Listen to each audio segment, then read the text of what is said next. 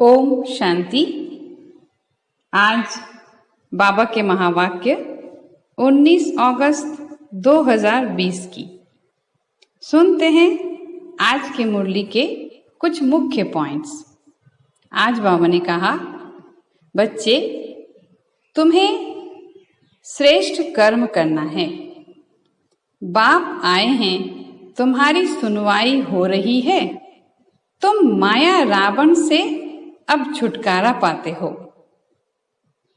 अब तुम्हें कोई भी भ्रष्ट कर्म, जुआ आदि खेलना यह नहीं करना है। तुम्हें अब दैवी कर्म करना है। बाबा कहते, तुम्हें टाइम वेस्ट नहीं करना है। बेहद की जीत पाने का पुरुषार्थ करना है। बाबा ने कहा, यह ज्ञान रत्न से तुम साहूकार बनते हो। यह एक एक रत्न लाखों रुपए की है। यह पढ़ाई सोर्स ऑफ इनकम है, इसलिए बहुत ध्यान से पढ़ना है। बाबा कहते, अभी तुम्हें भक्ति का फल मिल रहा है। बाबा स्वयं आकर पढ़ाकर पावन दुनिया का मालिक बनाते हैं। अब सुनते हैं मुरली को विस्तार पूर्वक। मीठे बच्चे, अभी तुम्हारी सुनवाई हुई है। आखिर वह दिन आ गया जब तुम उत्तम से उत्तम पुरुष इस पुरुषोत्तम संगम युग पर बन रहे हो। प्रश्न, हार और जीत से संबंधित कौन सा एक ऐसा भ्रष्ट कर्म है जो मनुष्य को दुखी करता है? उत्तर है जुआ। बहुत मनुष्यों में जुआ खेलने की आदत होती है। यह भ्रष्ट कर्म है, क्योंकि हारने से दुख, जीतने से खुशी होगी। तुम बच्चों को बाप का फरमान है, बच्चे दैवी कर्म करो। ऐसा कोई भी कर्म नहीं करना है जिसमें टाइम वेस्ट हो। सदा बेहद की जीत पाने का पुरुषार्थ करो। गीत है आज का, आखिर वह दिन आया आज। ओम शांति। डबल ओम शांति। तुम बच्चों को भी कहना होगा ओम शांति। यहाँ फिर है डबल ओम शांति। एक सुप्रीम आत्मा शिव बाबा कहते हैं ओम शांति। दूसरा यह दादा कहते हैं ओम शांति। फिर तुम बच्चे भी कहते हो, हम आत्मा शांत स्वरूप हैं। रहने वाले भी शांति देश के हैं। यहाँ इस स्थूल देश में पाठ बजाने आए हैं। यह बातें आत्माएं भूल गई हैं। फिर आखिर वह दिन तो जरूर आया है जब सुनवाई होती है। कौन सी सुनवाई? कहते हैं बाबा, दुख हर कर सुख दो। हर एक मनुष्य सुख शांति ही पसंद करते हैं। बाप है भी गरीब निवास। इस समय भारत बिल्कुल गरीब है। बच्चे जानते हैं हम बिल्कुल साहूकार थे। यह भी तुम ब्राह्मण बच्चे जानते हो। बाकी तो सब जंगल में हैं। तुम बच्चों को भी नंबर वार पुरुषार्थ अनुसार निश्चय है। तुम जानते हो यह है श्री श्री। उनकी मत भी श्रेष्ठ ते श्रेष्ठ है। भगवानो वाच है ना। मनुष्य तो राम राम की ऐसी धुनी लगाते हैं जैसे बाजा बजता है। अब राम तो त्रेता का राजा था। उनकी महिमा भी बड़ी थी। 14 कला था, 2 कला कम। उनके लिए भी गाते हैं, राम राजा, राम प्रजा, राम साहूकार। तुम साहूकार बनते हो ना। राम से ज्यादा साहूकार फिर लक्ष्मी नारायण होंगे। राजा को अन्नदाता कहते हैं। बाप भी दाता है। वह सब कुछ देते हैं। बच्चों को विश्व का मालिक बनाते हैं। वहां कोई अप्राप्त वस्तु नहीं होती जिसके लिए पाप करना पड़े। वहां पाप का नाम नहीं होता। आधा कल्प है दैवी राज्य, फिर आधा कल्प है आसुरी राज्य। असुर अर्थात जिनमें देह अभिमान है, 5 विकार हैं। अभी तुम आए हो खिबैया अथवा बागवान के पास। तुम जानते हो हम डायरेक्ट उनके पास बैठे हैं। तुम बच्चे भी बैठे बैठे भूल जाते हो। भगवान जो फरमान करते हैं वह मानना चाहिए ना। पहले तो वह श्रीमत देते हैं श्रेष्ठ से श्रेष्ठ बनाने के लिए, तो मत पर चलना चाहिए ना। पहली मत देते हैं कि देही अभिमानी बनो। बाबा हम आत्माओं को पढ़ाते हैं, यह पक्का याद करो। यह अक्षर याद किया तो बेड़ा पार है। बच्चों को समझाया है तुम ही 84 जन्म लेते हो, तुम ही तमो प्रधान से सतो प्रधान बनते हो। यह दुनिया तो पतित दुखी है। स्वर्ग को कहा जाता है सुख धाम। बच्चे जानते हैं शिव बाबा भगवान हमको पढ़ाते हैं, उनके हम स्टूडेंट हैं।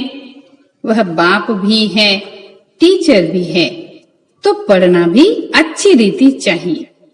दैवी कर्म भी चाहिए, कोई भ्रष्ट कर्म नहीं करना चाहिए।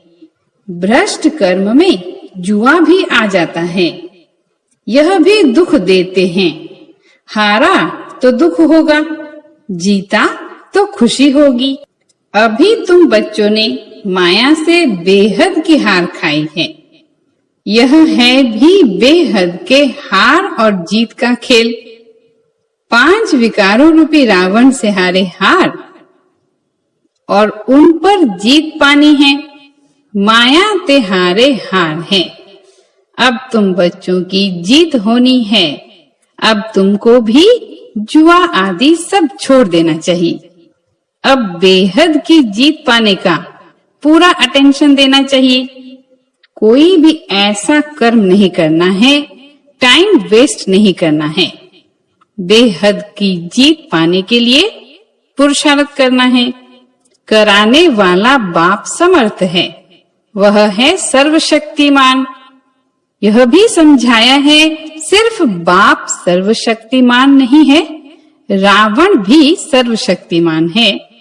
आधा कल्प रावण राज्य, आधा कल्प राम राज्य चलता है। अभी तुम रावण पर जीत पाते हो। अब वह हद की बातें छोड़ बेहद में लग जाना चाहिए। खिबैया आया है, आखिर वह दिन आया तो है ना। पुकार की सुनवाई होती है ऊंच ते ऊंच बाप के पास। बाप कहते हैं बच्चे तुमने आधा कल्प बहुत धक्के खाए हैं, पतित बने हो। पावन भारत शिवालय था, तुम शिवालय में रहते थे। अभी तुम वैश्यालय में हो। तुम शिवालय में रहने वाले को पूजते हो। यहाँ इन अनेक धर्मों का कितना घमसान है। बाप कहते हैं इन सब को मैं खल्लास कर देता हूँ। सबका विनाश होना है। और धर्म स्थापक विनाश नहीं करते हैं, वह सदगति देने वाले गुरु भी नहीं हैं। सदगति तो ज्ञान से ही होती है।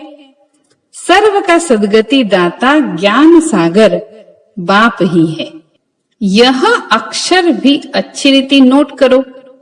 बहुत हैं जो यहाँ सुनकर बाहर गए तो यहाँ की यहाँ रह जाती हैं।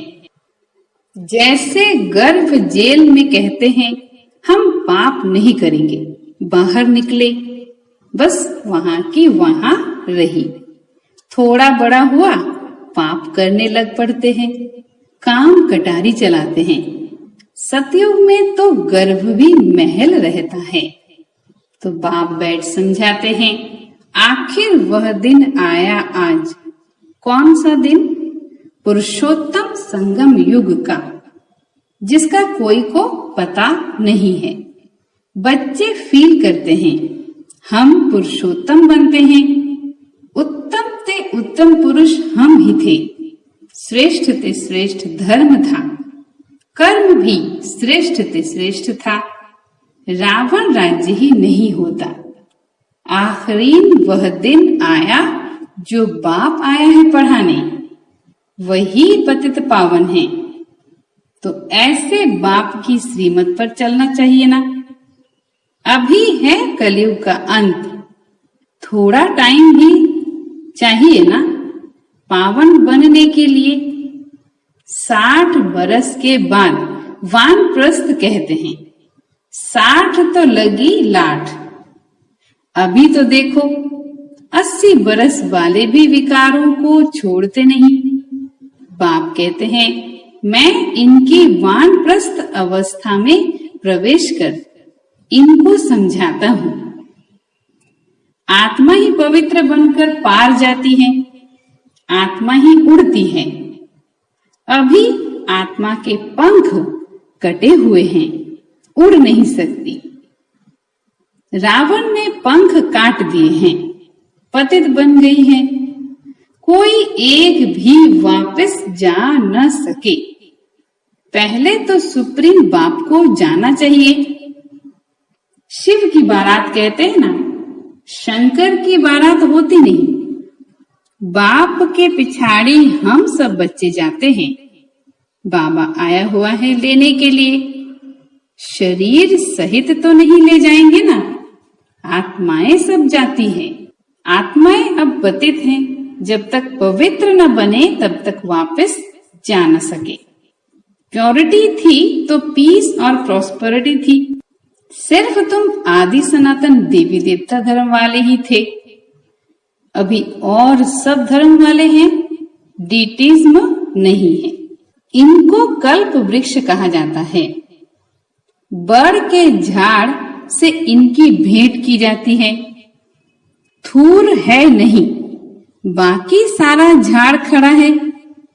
वैसे यह भी देवी देवता धर्म का फाउंडेशन है नहीं, बाकी सारा झाड़ खड़ा है। था जरूर, परंतु प्रायः लोप हो गया है। फिर रिपीट होगा। बाप कहते हैं मैं फिर आता हूँ एक धर्म की स्थापना करने, बाकी सब धर्मों का विनाश हो जाता है। नहीं तो सृष्टि चक्र कैसे फिरे। कहा भी जाता है वर्ल्ड की हिस्ट्री ज्योग्राफी रिपीट। अभी पुरानी दुनिया है, फिर नई दुनिया को रिपीट होना है। यह पुरानी दुनिया बदल नई दुनिया स्थापन होगी। यही भारत नया से पुराना बनता है। कहते हैं जमुना के कंठे पर परिस्तान था। बाबा कहते हैं तुम काम चिता पर बैठ कब्रिस्तानी बन पड़े हो, फिर तुमको परिस्तानी बनाते हैं। श्री कृष्ण को श्याम सुंदर कहते हैं। क्यों? किसी की बुद्धि में नहीं होगा। नाम तो अच्छा है ना, राधे और कृष्ण। ये है न्यू वर्ल्ड के प्रिंस प्रिंसेस। बाप कहते हैं काम चिता पर बैठने से आयरन एज में है। गाया हुआ भी है सागर के बच्चे काम चिता पर जल मरे। अब बाप सब पर ज्ञान वर्षा करते हैं, फिर सब चले जाएंगे गोल्डन एज में। अभी है संगम युग। तुमको अविनाशी ज्ञान रत्नों का दान मिलता है, जिससे तुम साहूकार बनते हो। यह एक एक ज्ञान रत्न लाखों रुपए का है। वो लोग फिर समझते हैं शास्त्रों के वर्षंस लाखों रुपए के हैं। तुम बच्चे इस पढ़ाई से पदम पति बनते हो। सोर्स ऑफ इनकम है ना। इन ज्ञान रत्नों को तुम धारण करते हो, झोली भरते हो। वह फिर शंकर के लिए कहते हैं हे बम बम महादेव भर दो झोली। शंकर पर कितने इल्जाम लगाए हैं। ब्रह्मा और विष्णु का पाठ यहाँ है। ये भी तुम बच्चे जानते हो, 84 जन्म विष्णु के लिए भी कहेंगे, लक्ष्मी नारायण के लिए भी हैं, तुम ब्रह्मा के लिए भी कहेंगे। बाप बैठ समझाते हैं राइट क्या है, रॉन्ग क्या है। ब्रह्मा और विष्णु का पाठ क्या है? तुम ही देवता थे, चक्र लगाए ब्राह्मण बने, फिर अब देवता बनते हो। पाठ सारा यहाँ बजता है। वैकुंठ के खेल पाल देखते हैं, यहाँ तो वैकुंठ नहीं है।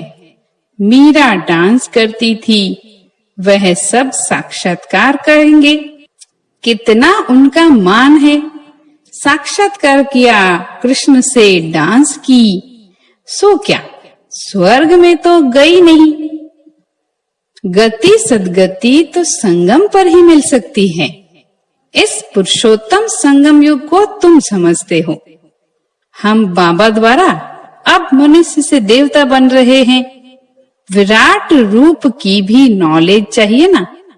चित्र रखते हैं, समझते कुछ भी नहीं।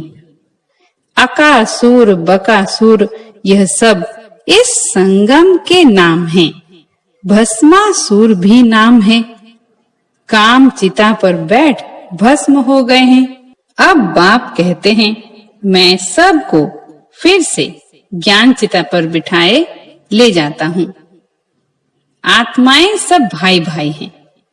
कहते भी हैं हिंदू चीनी भाई भाई, हिंदू मुस्लिम भाई भाई। अब भाई भाई भी आपस में लड़ते रहते हैं। कर्म तो आत्मा करती है ना, शरीर द्वारा आत्मा लड़ती है। पाप भी आत्मा पर लगता है, इसलिए पापात्मा कहा जाता है। बाप कितना प्यार से बैठ समझाते हैं। शिव बाबा और ब्रह्मा बाबा दोनों को हक है बच्चे बच्चे कहने का। बाप दादा द्वारा कहते हैं हे बच्चे, समझते हो ना, हम आत्मा यहाँ आकर पाठ बजाते हैं, फिर अंत में बाप आकर सबको पवित्र बनाए साथ ले जाते हैं। बाप ही आकर नॉलेज देते हैं।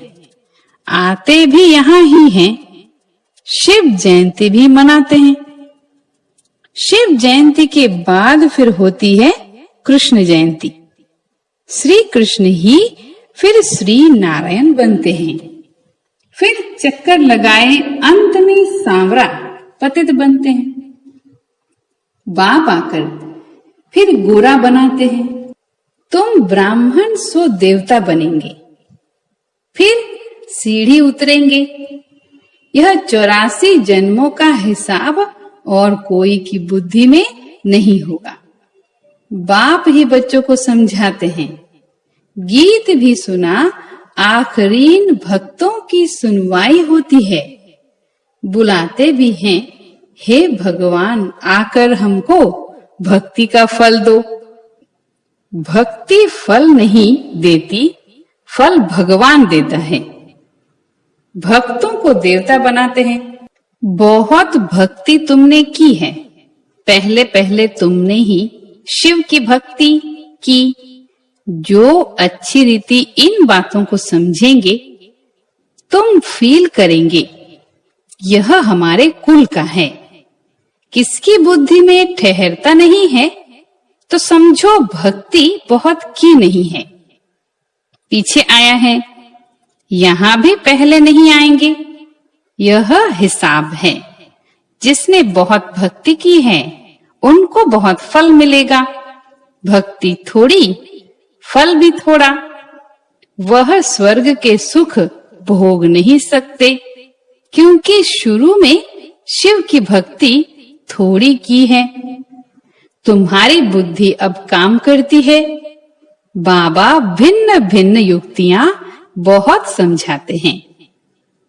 अच्छा, मीठे मीठे सीखे लदे बच्चों प्रति माता पिता बाप दादा का याद प्यार और गुड मॉर्निंग। रूहानी बाप की रूहानी बच्चों को नमस्ते और हम सब रूहानी बच्चों की रूहानी बाप को याद प्यार, गुड मॉर्निंग, नमस्ते नमस्ते। धारणा के लिए मुख्य सार। पहली पॉइंट, एक एक अविनाशी ज्ञान रत्न जो पद्मों के समान हैं, इनसे अपनी झोली भर बुद्धि में धारण कर फिर दान करना है।